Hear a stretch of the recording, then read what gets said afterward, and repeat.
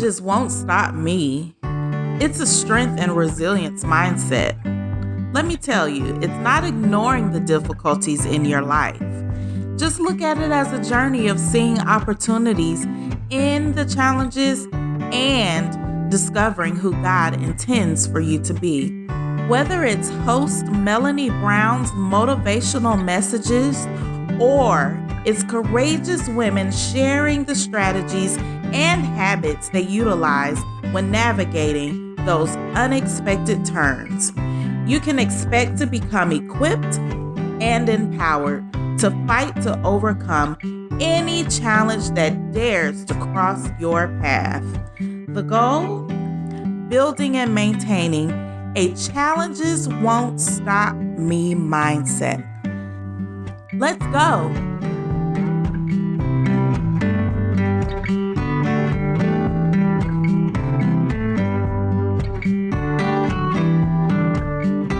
Welcome to the Challenges Won't Stop Me podcast. Thanks for joining me. My guest is Dee Dee Said. She is the author of It Doesn't Start With a Punch, My Journey Through an Abusive Teen Dating Relationship. Today's episode comes with a warning, as Dee Dee shares the raw details of how she endured teen dating violence between the ages of 16 and 19. It is hard to hear these details, but as parents, educators, neighbors, and church friends of tweens through college-age young adults, we need to know the type of behaviors that signal violence in a teen relationship. This episode is longer than usual, but for good reason. Because of the shame and fear those involved in abusive relationships feel, they hide the reality of what is happening. But it's time to expose the warning signs and bring this devastating reality to light.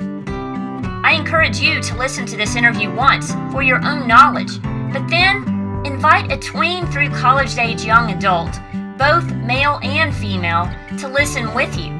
This interview has incredible value in that awareness and discussing the issue of teen dating violence could prevent this type of relationship or lead to rescuing a young person who is being abused. Can I ask you, would you please share Dee Dee's interview with everyone you know who is a parent or a friend or a teacher or a neighbor of a tween through college-age young adult? We know we can't protect our young people from everything, but with knowledge about teen dating violence, we can intervene if we see the signs, and we can empower our young people to seek help if they are involved in an abusive relationship. Please join my conversation with Dee Dee Said.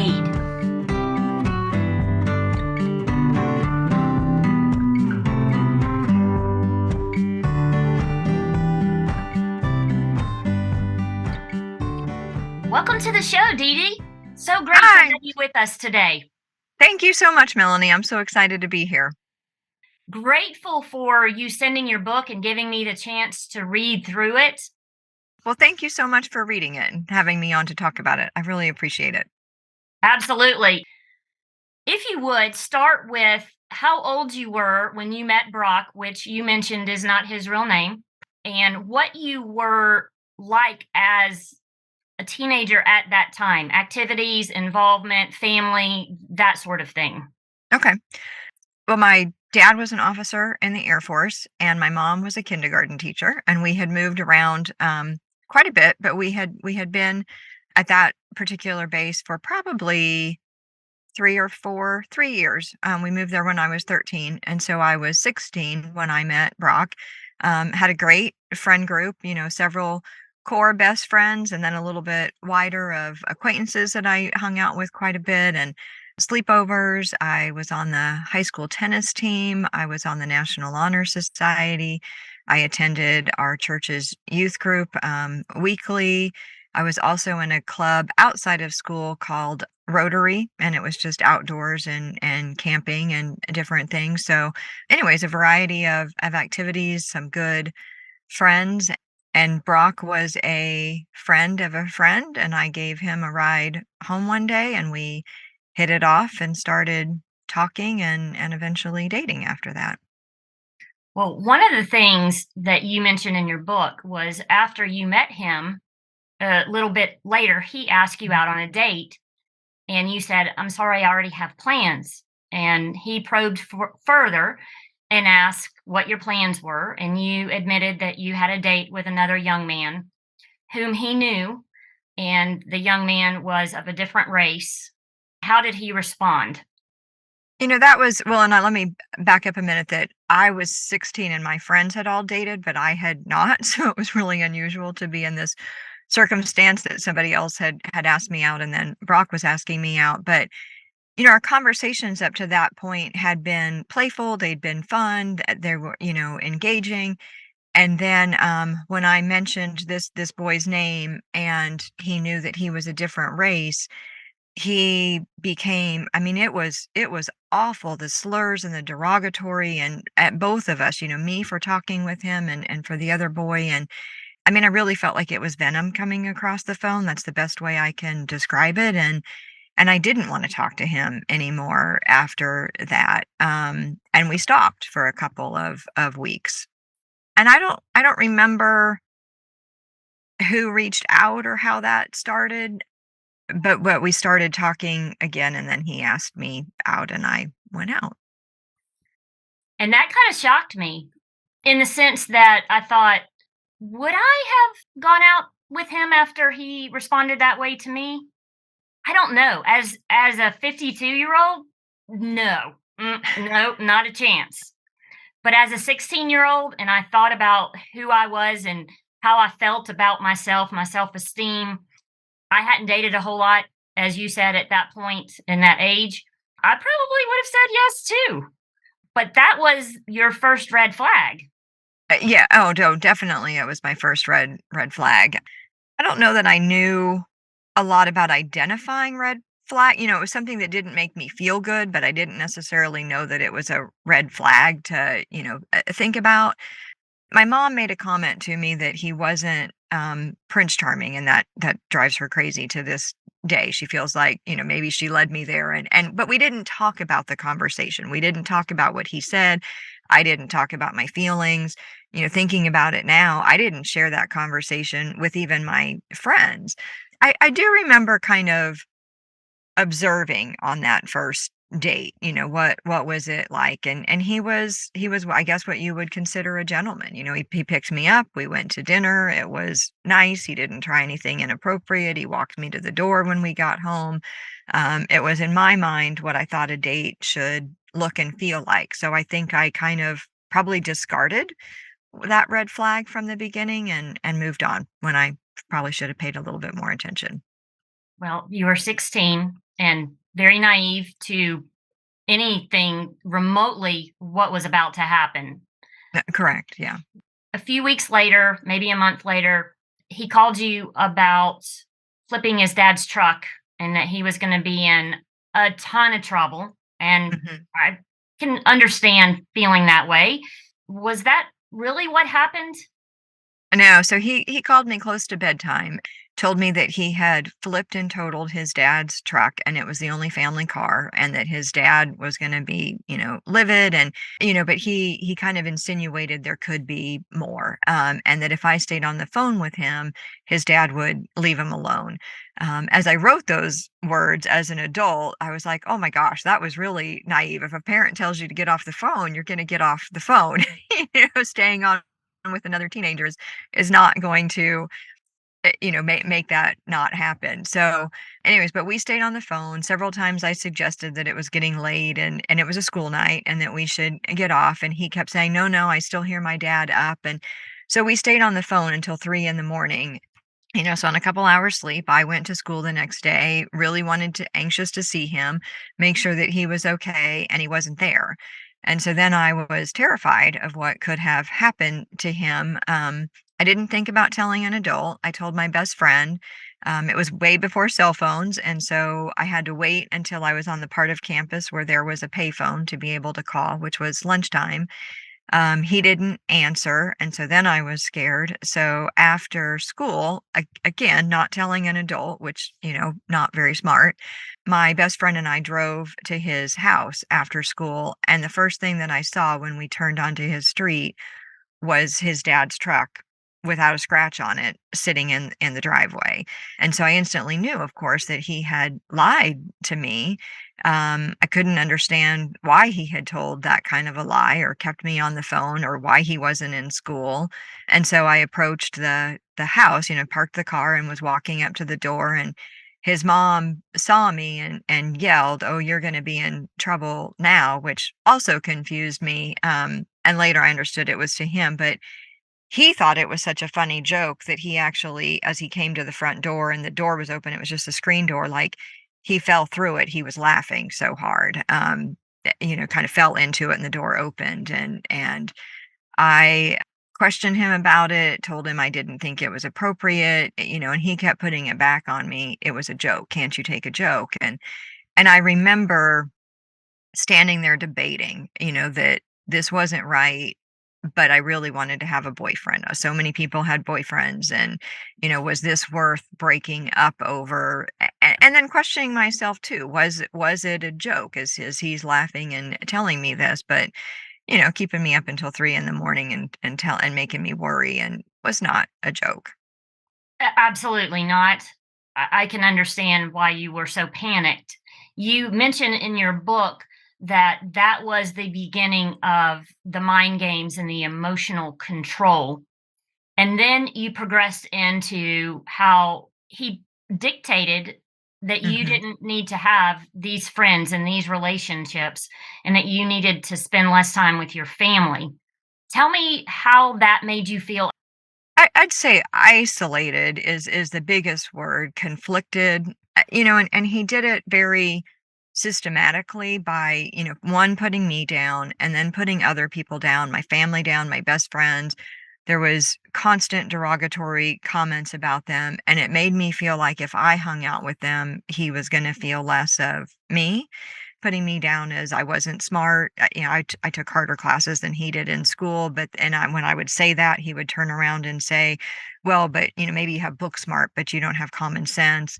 Those kind of things. So, anyways, it was just this systematic breaking down of everything and pulling me away from my support network and the other people that were important to me, and made me depend more on him and be very isolated. Yes. How long into your relationship with Brock did he start pressuring you sexually?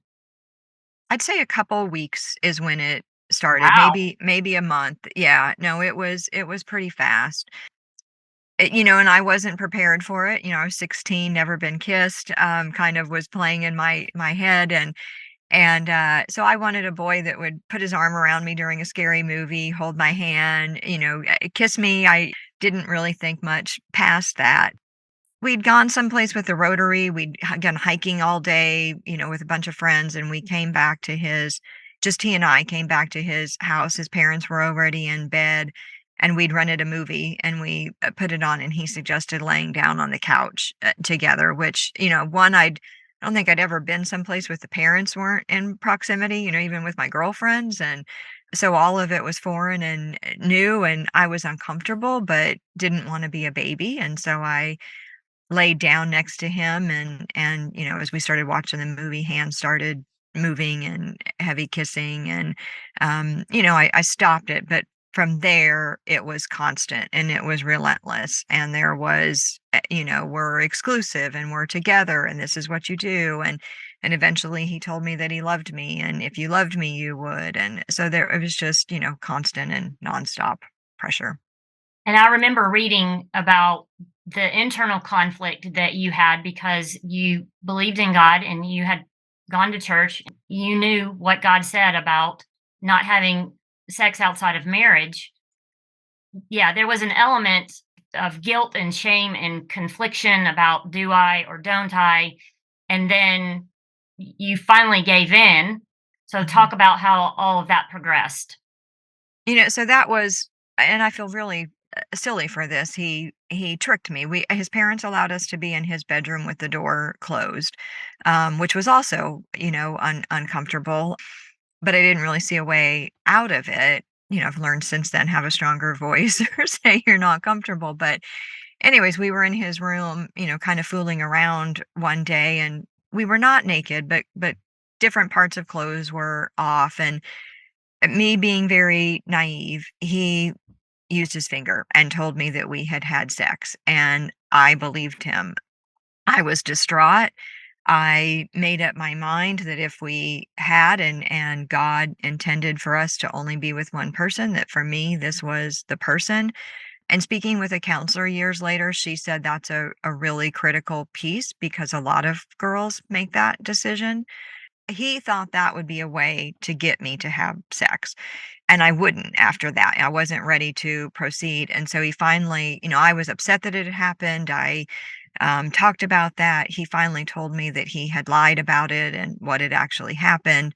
But the pressure continued. And so a few weeks later, I finally did give in to actually having sex with him. But I'd already made that choice in my mind that this is who I was going to be with for the rest of my life because we had done what God only intended to be between a husband and a wife. From that point, not only did the sexual pressure and I guess abuse, because he's forcing you to do something that you do not feel comfortable with, the emotional abuse intensified. Hmm. And then he started instilling fear in you in various ways. He bit your finger, held your hand really tight, made you feel fearful for what he was going to do. He used his dog as Mm, a way to intimidate and threaten you, in that he portrayed that dog to be very fierce and evil and would attack, and he inserted himself as your protector.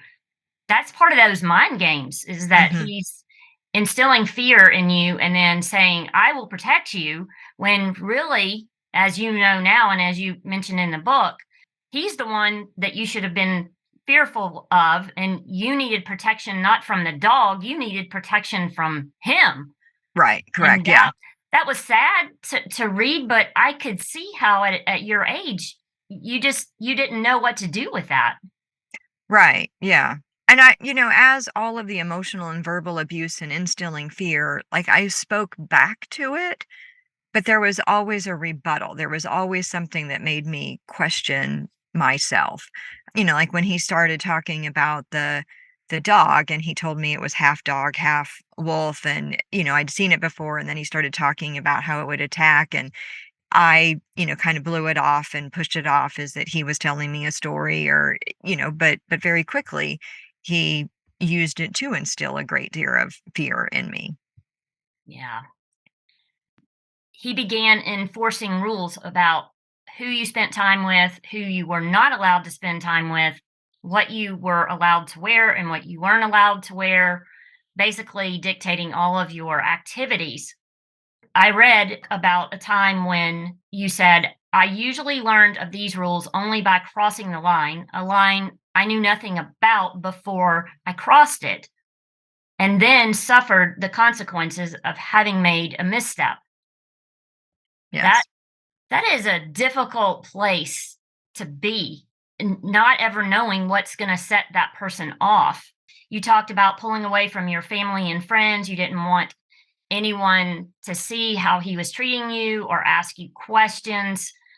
There was this sense of, I know what's going on is not a good situation. You broke away from them because of what he said, and also for fear of them finding out what was actually happening. Right. Yeah. And I think it was a double layer of shame. Like, I mean, Sure. deep down that nobody's supposed to hit you. And so you feel the shame of that that's happening to you. But he's also telling me that it's my fault. And so I'm carrying the burden of what weren't mistakes, but he made me feel were mistakes. Yes. And then I read a sentence that really made me feel so much compassion for you. It said, through the course of our relationship, I became a lonely shell of a person. the emotional turmoil and how isolated and withdrawn you feel in a time when your peers and activities are shaping who you are and your beliefs and your values, along with what you've learned about God, and you've stepped away from church. That sentence was just very difficult for me to read as a tutor and as a parent.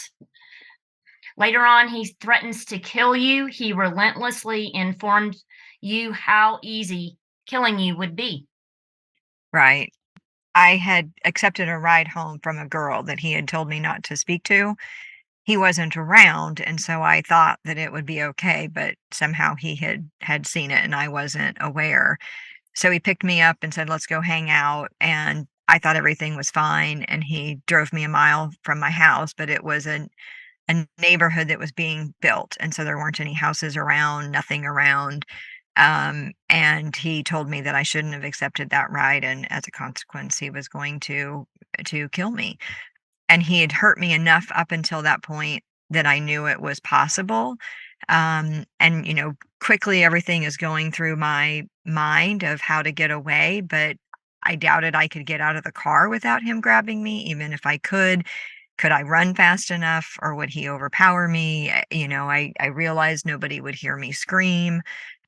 So I broke down and cried in the car, just basically begging him not to kill me. And he eventually calmed down and told me he wouldn't do it. But I also knew it was a really real possibility going forward.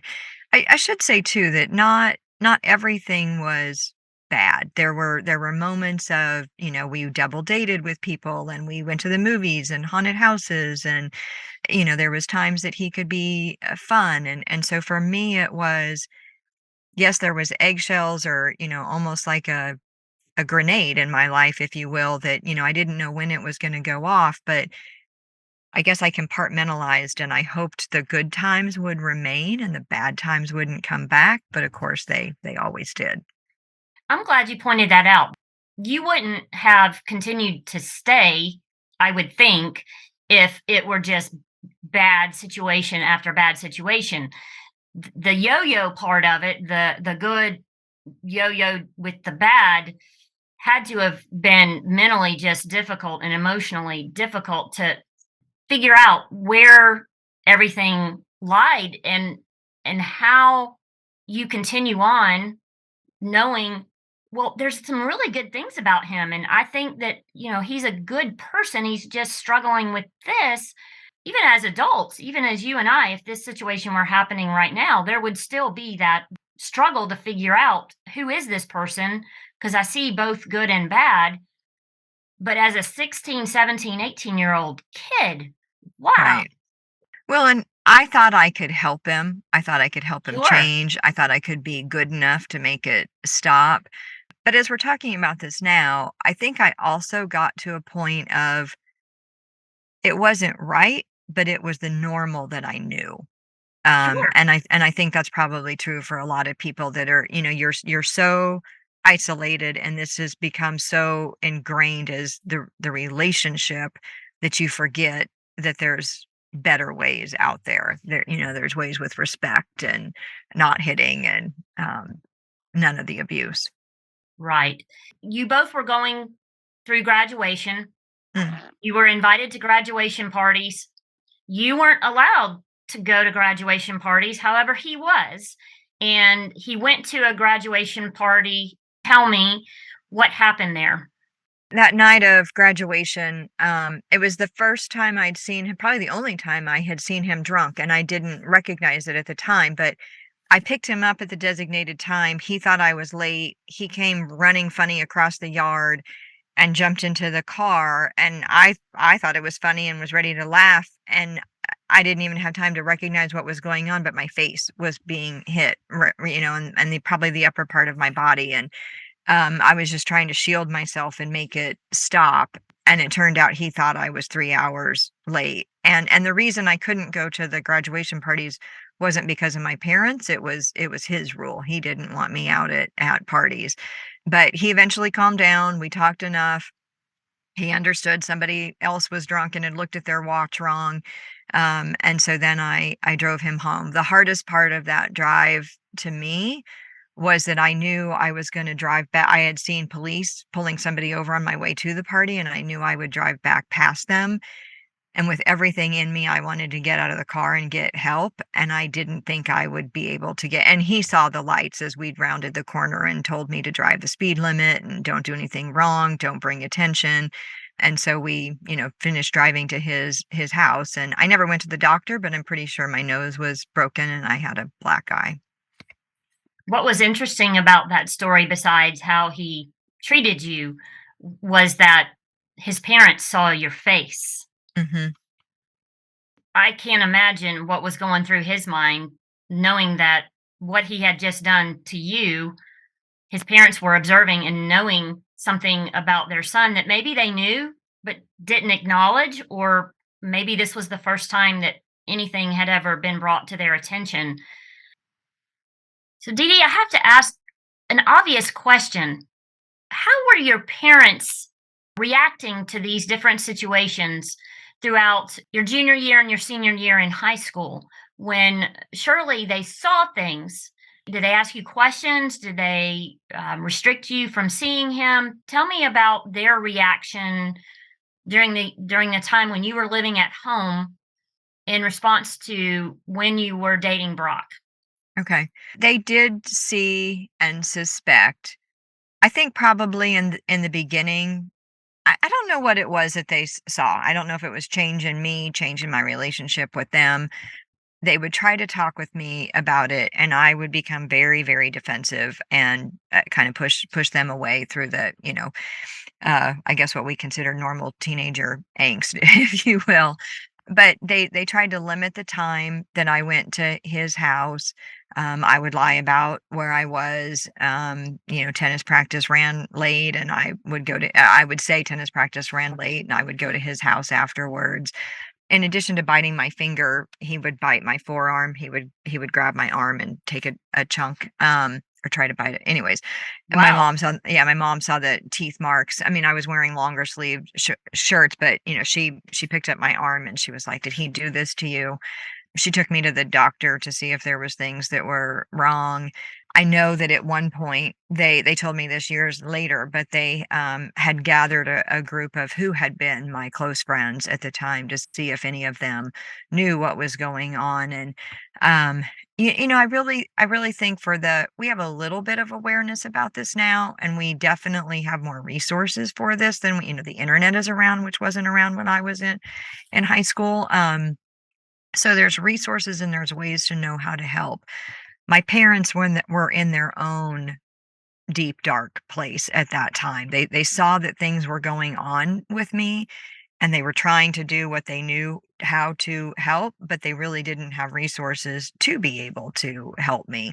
So they did the best that they could, but I was very connected to Brock, and I wanted to be in that relationship. And I truly, like they've told me over and over how sorry they are that I was in that relationship, that they couldn't do more.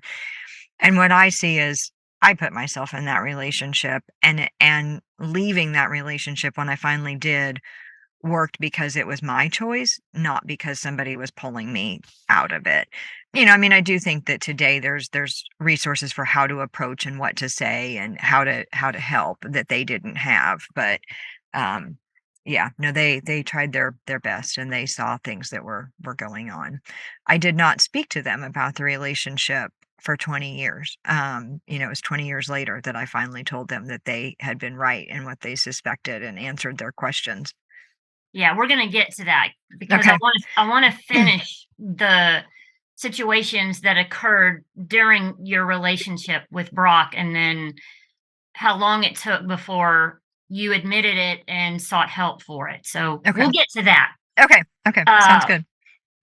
as far as college, after high school graduation, next step, you chose a college that was about 2 hours away. You stayed in contact with Brock, came home to visit, talked to him on the phone. What kinds of ways did he continue controlling you or making you feel a certain way while you were even 2 hours away. By that point, I think I had learned that he saw things even when I didn't think he was seeing things. And not that I was ever doing anything wrong, like, talk to a boy on the tennis team when I was playing tennis, or, stupid, trivial things like that that should be fine and part of any day teenage life. But so even being a distance of 2 hours away, I felt his rules in his eyes, and so I was careful not 18, 19 years old, I did not make a friend with any boy that I went to college with. I was careful to keep a very close-knit of girls that weren't even like your outgoing girls, like I made sure to keep it a kind of a sheltered group. I went to class, I went back to my room and I studied. I hung out a little bit with this core group of people, but I didn't get involved in any of the social activities that most people do their freshman year in college. So he was still controlling you even 2 hours away. Yeah, very much, very much. Yeah. On your 19th birthday, you came home to spend time Mhm. with your family and, of course, him. Your parents threw you a birthday party. You told him about it. You said, "This is when I'm gonna be available to spend some time with you." And then it went sideways in a bad Yeah. way. So tell me about that. Okay. He had made it known for a long time that he didn't like being around my family. So I told him, we were going to have dinner. Some neighbors were going to come over for cake. He, of course, didn't want to be any part of that. On my first date, he had picked me up. That had stopped, probably a few months into the relationship. He didn't want to come to the door. He didn't want to see my parents. I was expected to come out to him. And so this night was no different. I said what time I thought everything would end, and I was supposed to walk outside and get in his car. But of course things ran a little bit late, and we were hanging out and we were talking, and I was enjoying being with everybody. And so when I didn't come out right away, he came to the door, and he was very cordial and seemed relaxed and fine in that situation. And so as we wrapped everything up, then he and I left and we went to a nearby park and we walked around, and he again seemed relaxed and fine, and he wasn't mad that it was late, wasn't mad that he'd had to come inside. And so I started to relax, and he even talked about, that he'd gotten a book from the library and the house that he wanted to build for us when we got married. And that kind of gave me a funny feeling in the pit of my stomach. I don't, I, didn't know to recognize what that feeling was at that point. But and so then we got in the car and we were driving back home, and about halfway back, he pulled off onto a dirt road that I didn't even know existed. But he was being kind of romantic with me and, starting to kind of, want to fool around. And so I didn't think anything of it. And I think that's truly, I approached every situation naive when I shouldn't have been naive at that point. But anyway, so we pulled off on this road, we start messing around. He moves out of the driver's seat and he climbs on top of me and puts his forearm across my chest. So now I'm pinned down and I can't move. And before I even knew what he was doing, he reached behind him and he pulled a flashlight out of the glove box and he starts using that to inside me to, instead of him, it's a flashlight. And he's yelling at me, "Is this how big the guy is back at college?" And I didn't talk to any boys, much less date another boy while I was with Brock. And as quickly as it started, it ended. And he climbed off and started driving back home. I was shattered at that point. I've never felt so broken, so humiliated, didn't know what had just happened. Like I couldn't put a thought around it. I just was broken. And so he drove me home and he dropped me off, and the next day I drove back to school.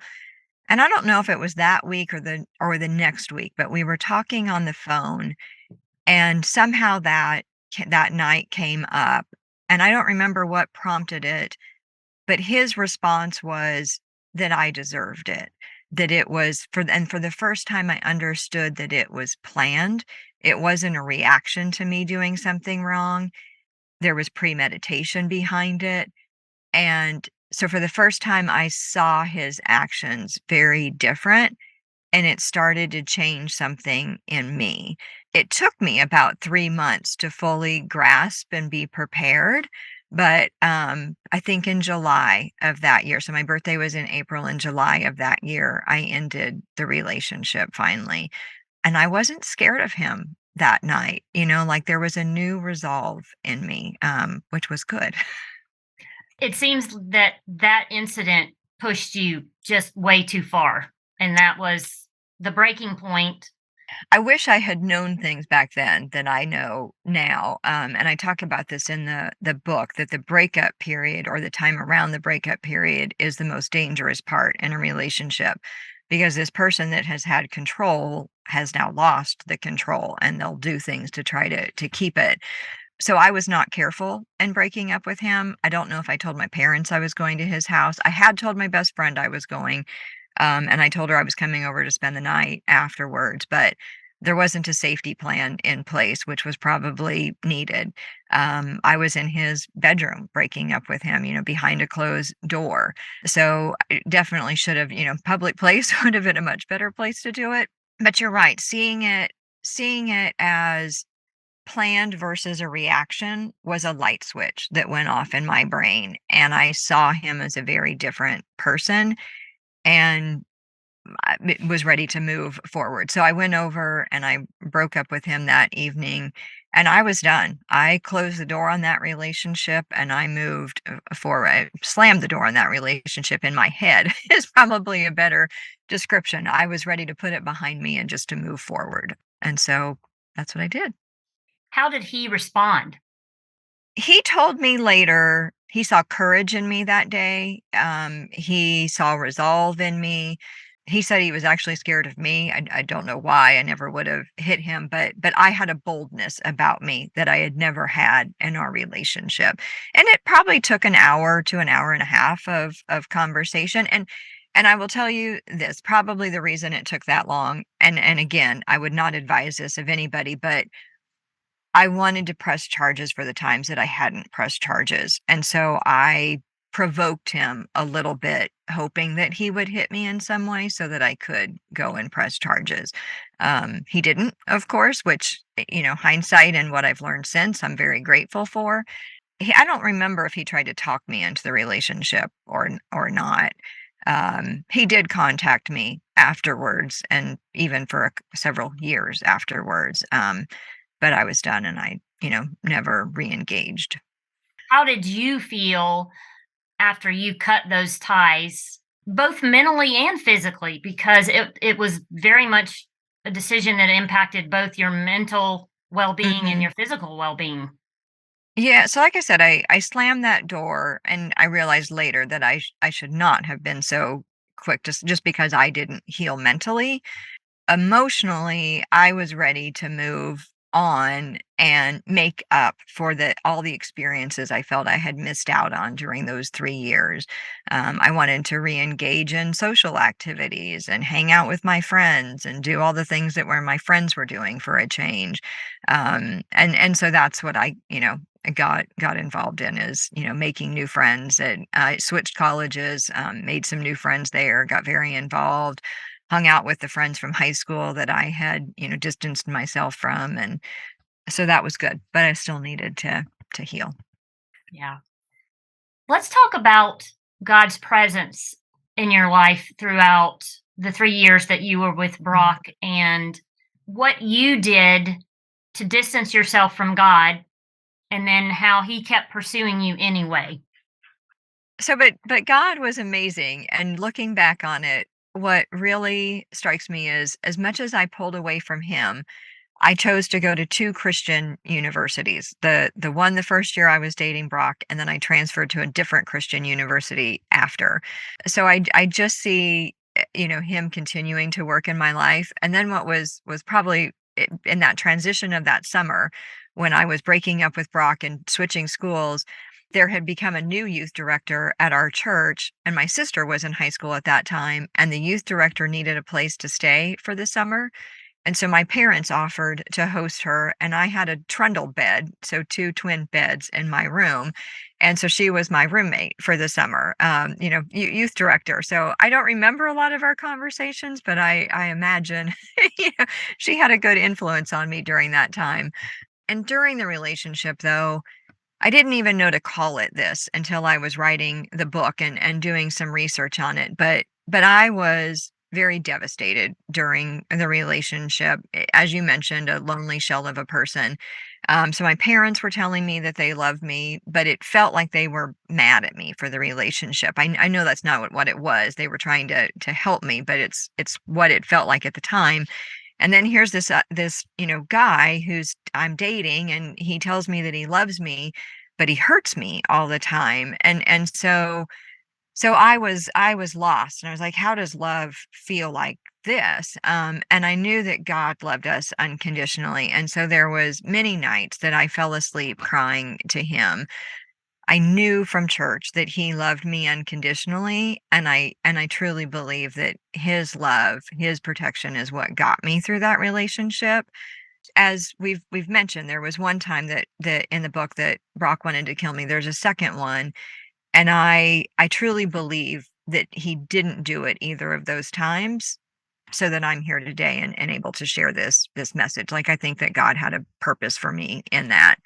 And 20 years after the relationship, I was injured, had a concussion from I fell, and uh, and I really felt I was put on medical leave. I thought I was trying to think of all the things to feel fortunate about.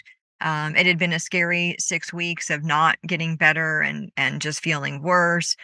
So I felt like the rug was being pulled out from underneath me, and so I was trying to do what we typically do of what can I feel good about, what's good in my life, and I thought, oh, I've got a great job, and I was like, well, I hope I can go back to that job. And then I was like, well, I've got a great family and a great house, and I was like, oh, but if I lose my income, can I really hold on to those things? And I quickly saw that the only thing we have to count on is God. And then I was really ashamed for my past mistakes. But he started really working in my heart. I learned in the end that the person I needed to forgive the most was myself. When you came to this realization 20 years after the fact, I'm sure there was a lot of healing on your part. Did you share that with your parents? So that was the first time I talked with my parents about it, was as I started healing, and as I healed, I really felt God place it on my heart to write the book and to share the details in a way that others would understand how subtly it starts and grows. And so I didn't tell anybody I was working on it for several months.